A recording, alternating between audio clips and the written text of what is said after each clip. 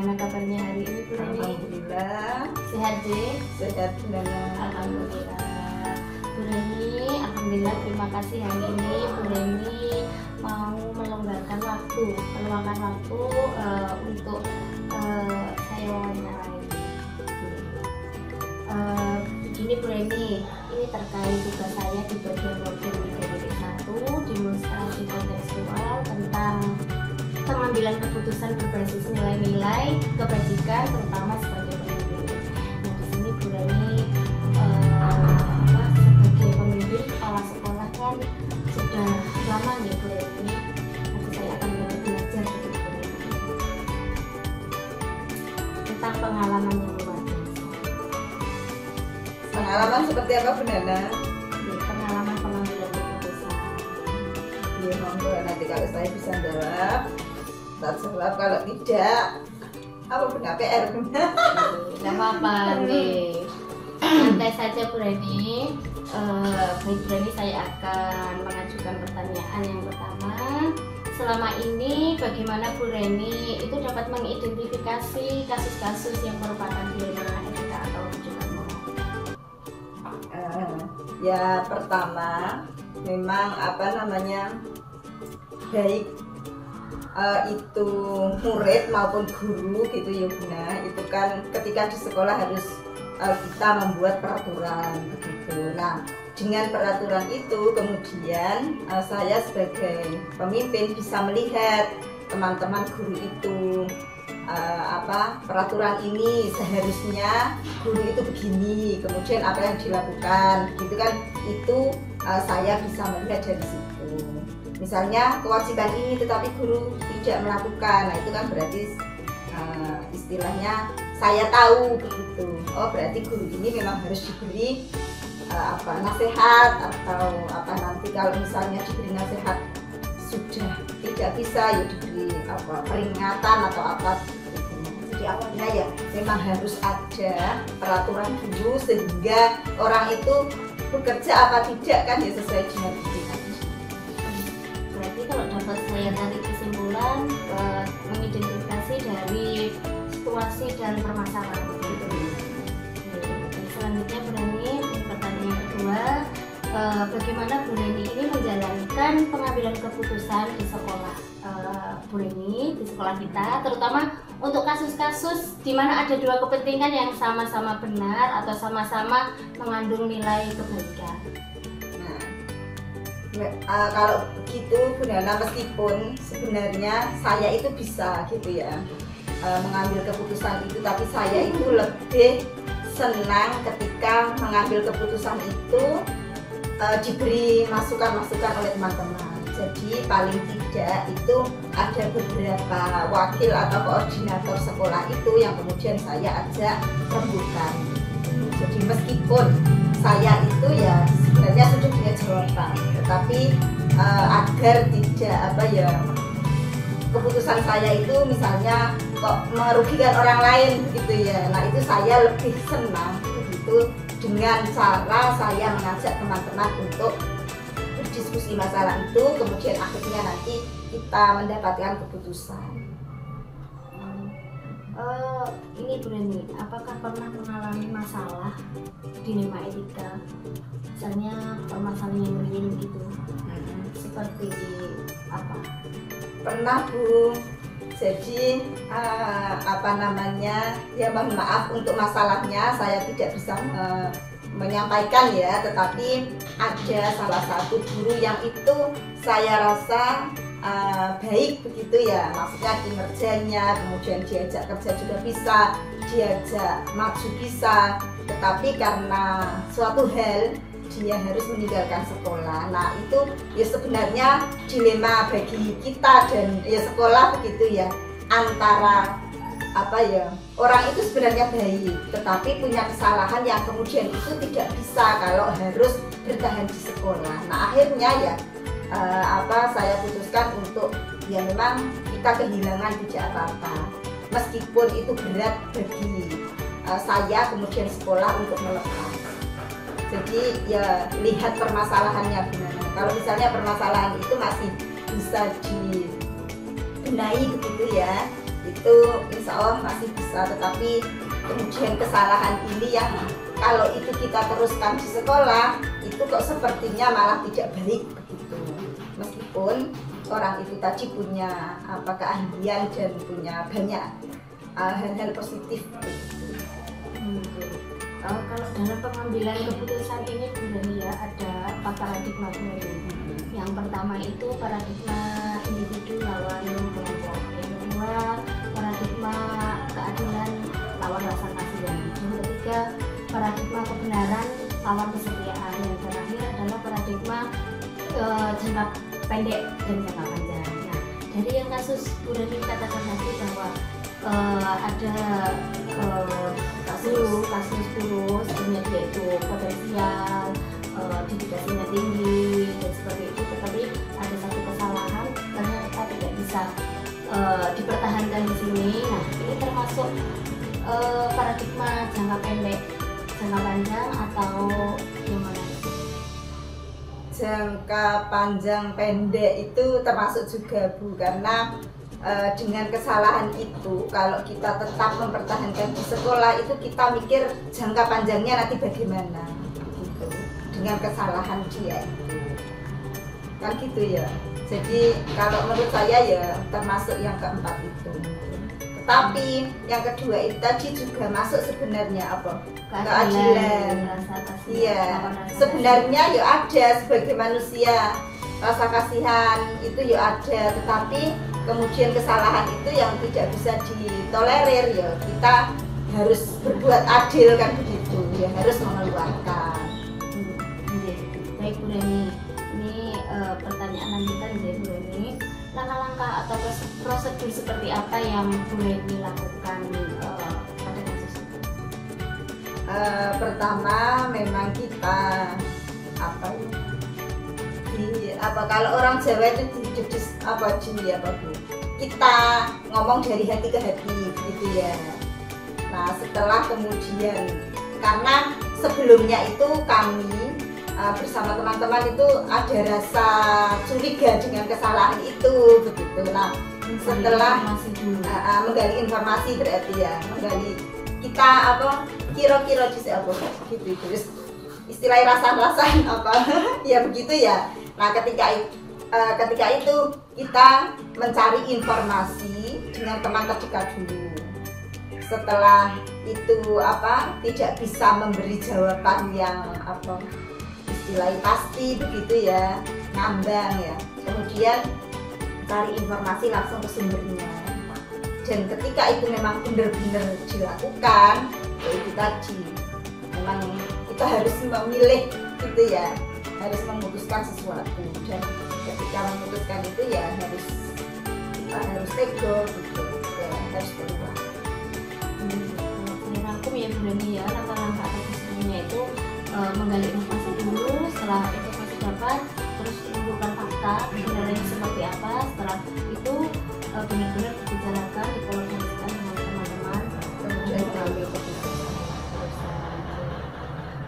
Terus ini Bu Reni, hal-hal apa saja yang Bu Reni anggap efektif dalam pengambilan keputusan? Iya, yang pertama memang setelah mengambil informasi, menggali informasi tadi, kemudian saya sudah bisa, ini harus begini dengan saya memikir sendiri.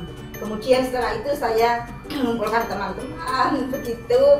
Nah setelah itu kita diskusi bareng dan akhirnya kita harus memutuskan. Jadi ya tetap kita harus musyawarah benar. Langkah efektif itu ya tidak bisa langsung kemudian diputuskan sendiri. Saya bukan tipe pemimpin yang begitu. Jadi saya tetap mengumpulkan teman-teman untuk memberi masukan. Memang banyak gaya kepemimpinan ya, betul. Kalau saya demokratis. Ini dalam pengambilan keputusan ini kan juga ada prinsip-prinsip gitu Bu Reni. Nah Bu Reni ini biasanya memakai prinsip yang mana, antara prinsip berbasis hasil akhir, terus prinsip berbasis peraturan, atau prinsip belas kasihan? Itu biasanya yang Bu Reni gunakan itu yang mana? atau pernah ketiga-tiganya, tapi Ya, dalam kasus ini melihat seperti apa? melihat apa kasusnya ya Bu Nana. Tetapi kalau kasus yang itu tadi ya apa namanya peraturan. Kalau itu sudah peraturan yang berbicara. Jadi kalau belas kasihan itu ya adalah, tetapi itu tidak kemudian saya kedepankan. Tapi kita lebih ke ya memikirkan masa depan sekolah, kemudian ya karena peraturannya itu memang tidak boleh. Adakah tantangan ini Bu Leni dalam pengambilan keputusan pada kasus seperti itu? Hal-hal Ada tantangan Bu seperti ya apa awalnya ya memang kalau kata orang Jawa itu pekewur kan gitu ya, mau dikeluarkan itu bagaimana, kalau misalnya tidak itu kasihan sekolahnya, yaitu kalau dikeluarkan kasihan teman itu tadi, kalau dipertahankan kasihan sekolah. Nah, akhirnya kita menimbang-nimbang kemaslahatan dan kemudaratannya lebih banyak yang mana. Tetapi itu juga dengan pelan-pelan, tidak kemudian apa namanya gerusak-gerusu begitu. Tapi ya banyak yaitu tadi masukan dari teman-teman, kemudian juga pengurus mungkin ya nggak mungkin ya, itu memang saya minta apa namanya minta ini pertimbangan kemudian masukan. Dan yang terpenting itu tadi, karena ya peraturan itu memang tidak boleh, kalau kesalahan itu memang harus stop. Apakah ini Bu Leni dalam sebelum memutuskan itu biasanya kan terlintas ide-ide yang tak terduga gitu? Apakah pernah mengalami seperti itu? Yang tak terduga, saya saat ini seperti ini. Saya itu termasuk orang yang sering begitu. Jadi misalnya mau ngene begini ya gitu. Jadi gimana kalau misalnya begini, tapi ya sudah kadung sering saya juga begitu.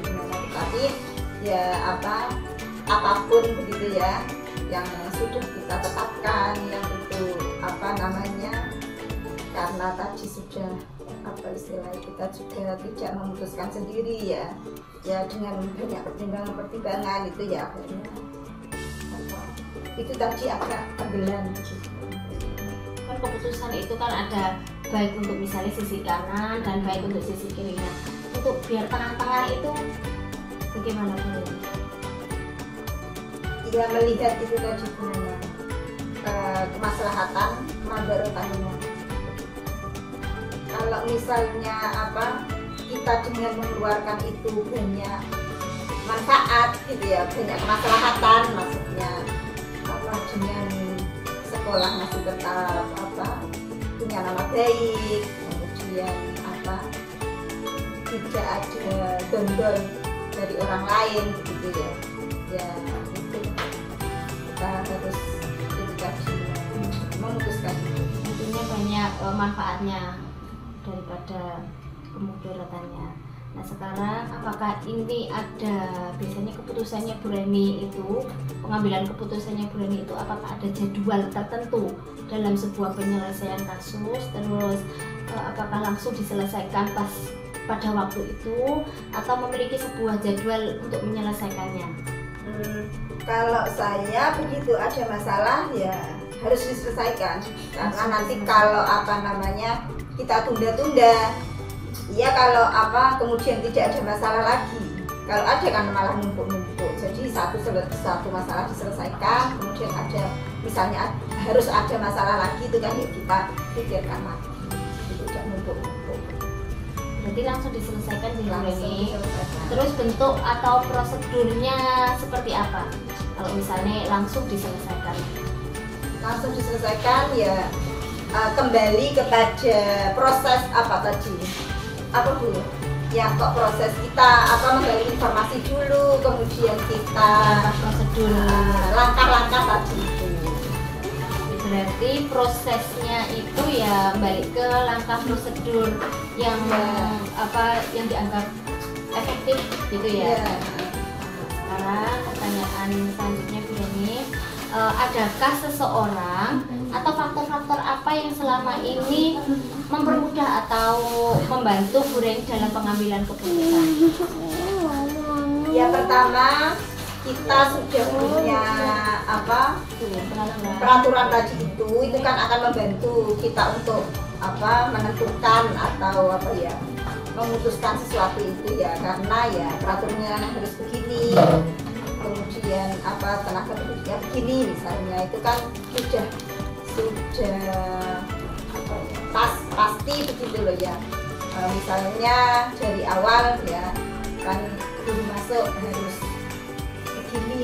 begini, membuat surat pernyataan dan sebagainya, itu kan masuk. Atau mungkin bisa dengan kita punya pedoman kepegawaian bagi guru, itu kan ya memuat ada larangan, ada bagaimana ketika di sekolah. Ada ya Bu Ira nih yang untuk bantunya. Pertanyaan terakhir Bu Reni. Dari semua hal yang telah Bu Reni sampaikan tadi, pembelajaran apa yang dapat Bu Reni petik dari permasalahan kasus tersebut? Ya, mungkin lebih hati-hati. Ya, lebih hati-hati dalam menilai gitu ya, menilai seseorang. Kemudian yang kedua ya kita memang harus, atau khususnya saya begitu ya, sebagai pemimpin itu ya harus lebih dekat gitu dengan para guru, sehingga guru itu misalnya ada permasalahan itu bisa disampaikan gitu ya, dan kami bisa memberi jalan keluar. Pertanyaan tambahan Bu Reni. Bagaimana seorang pemimpin itu bisa memutuskan dengan bijak untuk semua yang diputuskan, jadi tidak ada yang merasa tidak baik untuk yang misalnya sebelah kanan atau tidak baik untuk yang sebelah kiri. Yang bijak itu seperti apa? Lagi-lagi kalau saya ya Bu, karena kita punya pedoman, punya peraturan, ya kita lihat itu saja. Karena membuat peraturan, pedoman itu kan kita membuatnya tidak asal, tetapi memang kita sesuaikan, kita pikir berulang-ulang kan begitu, dan insya Allah itu kan sesuai dengan kondisi sekolah begitu, dan insya Allah terjadi di sekolah. Baik Bu Reni, alhamdulillah, terima kasih banyak pembelajaran hari ini, luar biasa sekali Bu Reni. Saya mengucapkan sekali lagi terima kasih banyak dan mohon maaf telah mengganggu waktunya Bu Reni. Semoga Bu Reni sukses selalu.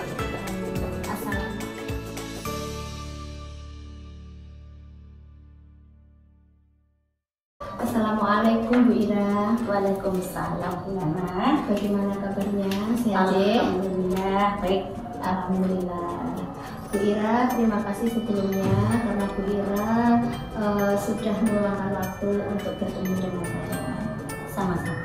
Baik Bu Ira, kedatangan saya ini saya akan mewawancarai Bu Ira dan saya akan banyak belajar dari Bu Ira sebagai kepala sekolah. Tentunya Bu Ira mempunyai pengalaman yang banyak begitu.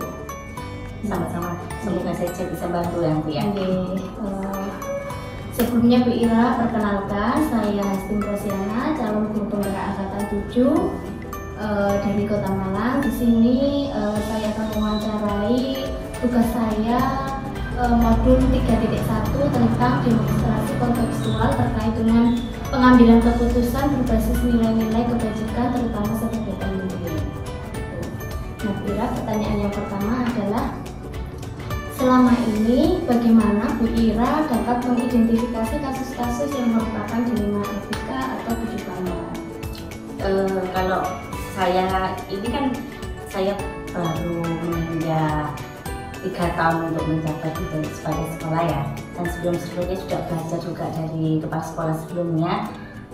Paling tidak kalau kita mengidentifikasi suatu kasus dilema etika itu karena yang kita lihat itu langsung dari teman sejawat. Jadi karena kita itu bekerja sama itu dengan sesama teman sejawat untuk bisa istilahnya mengelola sekolah ini bagaimana nanti ke depannya, itu kan yang paling penting itu adalah kurikulum. Nah, jadi kita itu langsung mengidentifikasinya dari situ. Kira-kira kita sudah pas membuat kurikulumnya itu sudah sesuai dengan nanti tujuannya seperti apa. Paling tidak itu kan melihat dulu karakter teman-teman sejawat itu maunya seperti apa nanti ke depannya. Itu paling tidak kita mengedepankan untuk PPK-nya yang bertanggung jawab, guru-guru kelasnya tetap seperti itu. Mohon maaf Wira ya, dilema etika yang saya maksud di sini adalah benar lawan benar. Jadi keputusan benar lawan benar dan bujukan moral itu antara benar dan salah. Nah, seperti itu. Iya, saya paham. Jadi di sini itu saya kan sebagai penanggung jawab. Jadi tidak harus membenarkan atau menyalahkan segala keputusan yang sudah dibuat oleh teman sejawat dalam membuat kurikulum lokal kita. Nah, dari situlah kita nanti bisa langsung mana yang harus kita kedepankannya kita benarkan, maksudnya yang sudah sesuai. Nah, yang tidak sesuainya itu nanti yang seperti apa yang kita harus sikapi, seperti itu.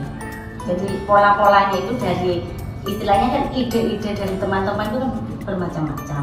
Nah, kita kan nggak harus langsung nggak mungkin kamu salah, nggak harus gini kan, sudah itu kan kita mengambil keputusannya itu nanti di situ membenarkan untuk keputusan untuk bersama, berarti kita benarkan memang itu istilahnya kan kebutuhan kita dan bukan anak-anak.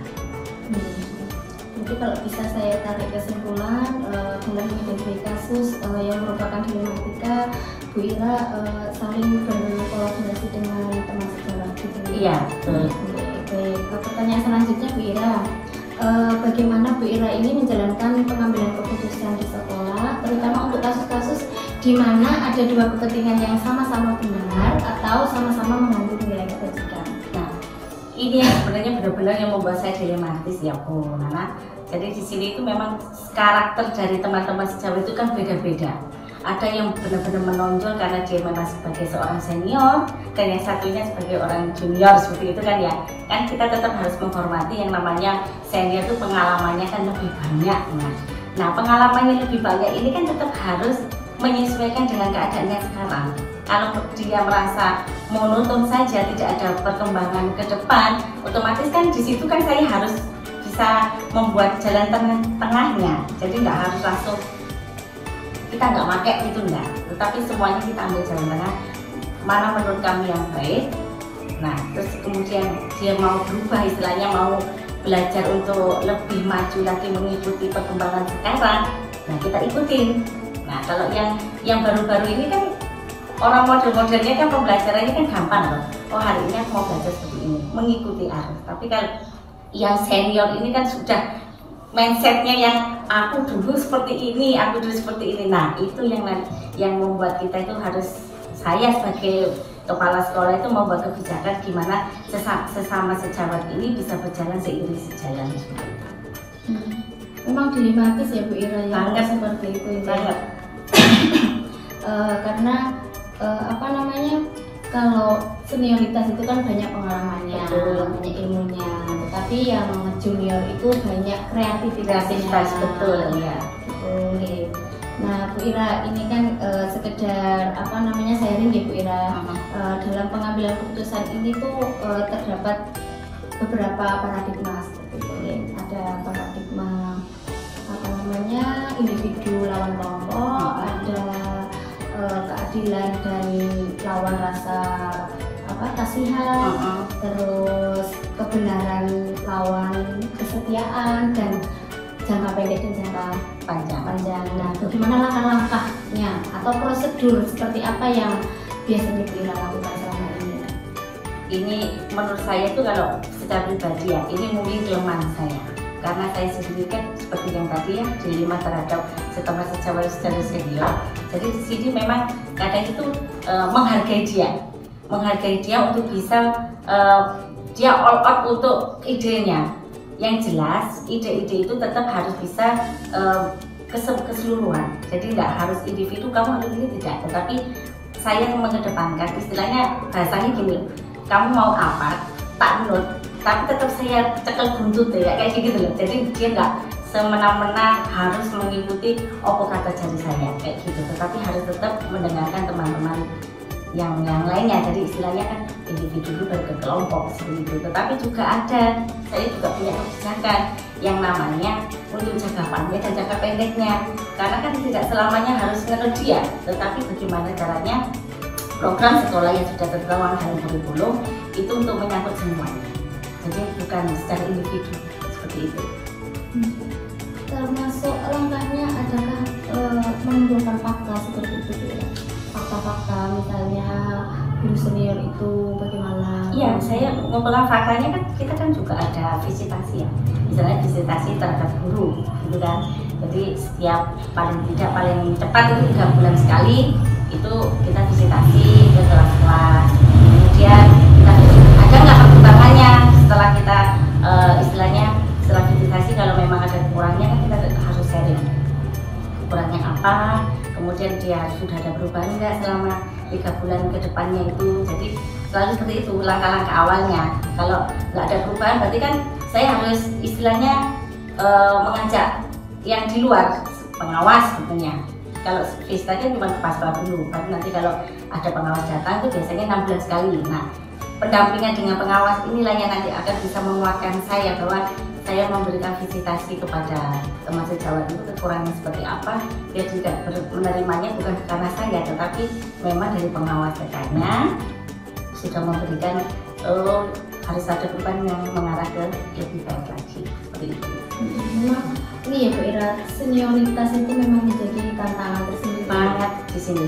Karena kebetulan di ini TK kan yang muda-muda ada lumayan lah. Yang baru ini yang linear dan mau berubah. Nah, yang 2 ini kan istilahnya udah lama. Selain senioritas itu Bu Ira, hal-hal apa saja yang selama ini itu merupakan tantangan dalam pengambilan keputusan pada kasus-kasus yang merupakan dilema etika ini? Nah, itu masukan dari wali murid terutama. Nah, jadi kan dari wali murid itu kan istilahnya sudah bisa langsung istilahnya menilai, oh guru kelas ini seperti ini ya, guru kelas seperti ini ya, kok beda padahal sama-sama levelnya kelas A atau kelas B gitu. Nah, itu mereka istilahnya wali murid itu langsung berkomunikasi ke saya sebagai kepala sekolah, ini seperti apa kok begini. Nah, saya juga nggak langsung memberi jawaban karena kan harus saya kembalikan lagi ke guru kelas dengan cara visitasi itu tadi. Kalau visitasinya sudah sesuai dengan apa yang diomongkan wali murid, berarti kan memang harus ada perbaikan. Nah, perbaikan ini nanti yang akan kita istilahnya remuk bersama. Keinginan wali murid seperti apa, PTK-nya harus bagaimana, dan saya sebagai penanggung jawab bagaimana. Istilahnya harus mengembalikan lagi ke kurikulum. Patokannya pada kurikulum di awal kesepakatan bersama itu. Pertanyaan selanjutnya Bu Ira, apakah Bu Ira memiliki jadwal tertentu dalam sebuah penyelesaian kasus dilema etika ini? Misalnya kasusnya tadi itu yang tadi visitasi, berarti kalau visitasi khusus ada jadwal, memang ada jadwal 3 bulan sekali dan istilahnya langsung dilanjut kembali 3 bulan selanjutnya. Ya, berarti dalam 1 semester 2 kali. Dalam 1 semester 2 kali. Berarti tidak langsung menyelesaikan di tempat begitu. Kalau ada penyelesaian secara langsung itu kalau ya itu tadi pada saat ada wali murid komplain kayak seperti itu, berarti kan harus diselesaikan segera, nggak harus kita pending. Itu yang selalu sering istilahnya berkalanya lah, nggak mengikuti jadwal. Pada saat itu selesai ya langsung kita langsung bicarakan. Kalau boleh tahu prosedurnya seperti apa? Prosedur awalnya yang pertama pasti saya akan mengajak bicara PTK.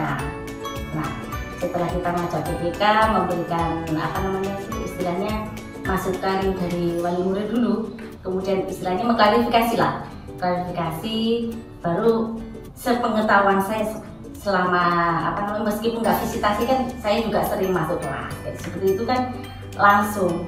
Jadi kalau memang sekiranya dia harus memberikan perubahan dan bisa bekerjasama ya alhamdulillah secara PTK. Tapi kalau secara Kadang itu kan juga kita itu kan nggak selesai satu hari ini kan juga sering ngumpul di kantor tuh. Nah kita udah rembuk. Rembuk itu nggak mesti apa harusnya diomongkan anaknya seperti apa, tapi secara pribadi aku mau begini ya ternyata aku ketemu kayak gini, jadi menyelesaikan masalah di tiap kelas kalau ada yang harus bisa selesaikan sama secara langsung. Jadi apa namanya tetap menggunakan kolaborasi itu ya Bu Ira ya. Iya. Nah itu apa Bu Ira yang mengenai terkait dengan prinsip pengambilan keputusan ini kan ada 3 Bu Ira. Ada prinsip berbasis akhir, prinsip berbasis peraturan, dan prinsip belas kasihan. Ada seperti itu. Nah kira-kira Bu Ira ini menerapkannya seperti apa dalam kasus yang ini? Seperti ini. Kalau saya harus pertama harus sesuai dengan peraturan, karena kan berbasis peraturan. Peraturan kalau sudah ibaratnya ya, kita yang membuat kurikulumnya, kenapa kita tidak menyesuaikan peraturan itu dalam kurikulum, kan sulit itu. Seperti itu kalau saya. Jadi kalau apa namanya kalau memang benar-benar salah ya harus mengikuti peraturan. Iya, paling kan karena dia yang membuat kurikulum. Kalau dia keluar dari kurikulum itu kan berarti kan dia tidak bertanggung jawab terhadap dirinya sendiri kan. Segala sesuatunya tentu saya kembalikan lagi ke orangnya. Kalau orangnya mau buat, berarti ya kamu harus mengikuti yang kamu buat. Saya kembalikan kayak gitu. Lagi Bu Ira. Adakah ini Bu Ira seorang atau faktor-faktor apa yang selama ini mempermudah atau membantu Bu Ira dalam pengambilan keputusan dalam kasus-kasus dari mana? Ya mungkin lagi ya itu tadi saling terbukanya kita sesama teman sejawat, keterbukaan itu yang paling utama. Jadi segala sesuatunya kalau ada masalah ya kita langsung selesaikan. Berarti keterbukaan sesama keluarga sama paling murid tadi. Paling murid juga, iya. Ada yang lain Bu Ira? Pengurus tentunya, pengurus itu kan istilahnya yang endingnya. Kalau kita yang paling ujung ya baru pengurusnya yang menengah ini.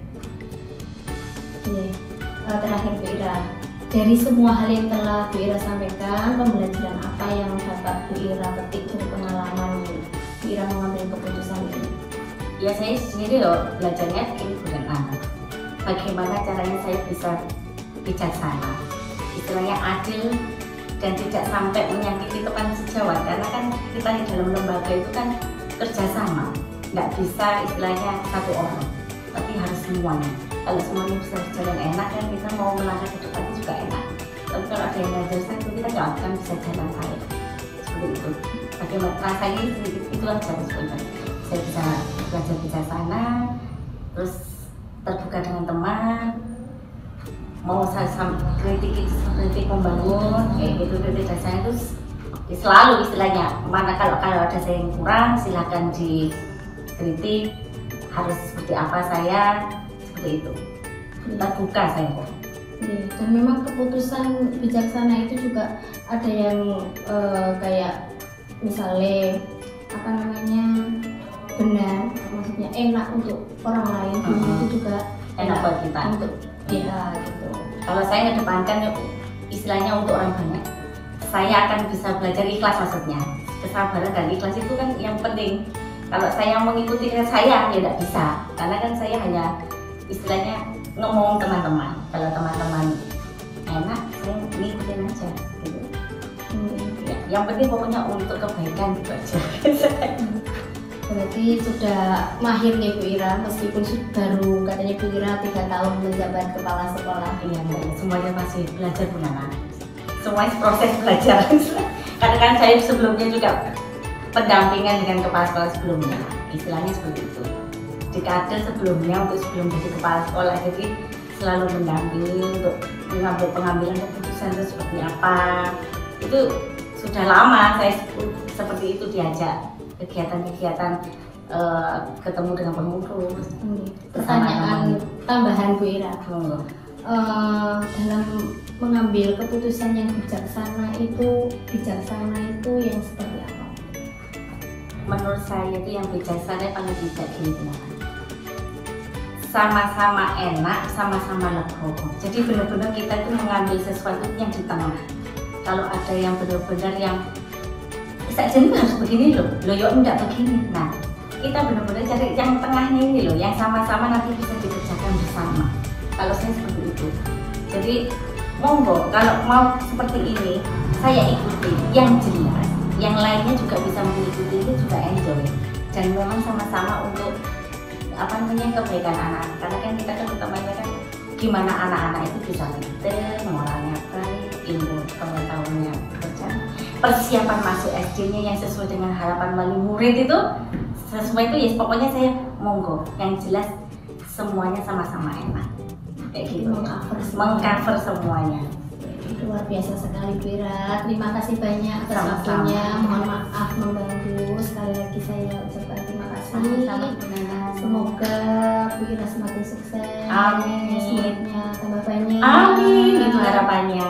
Oke, amin sama-sama. Baik Bu Ira, demikian wawancara saya. Amin. Sukses selalu ya. Sukses Bu Nana. Assalamualaikum. Waalaikumsalam.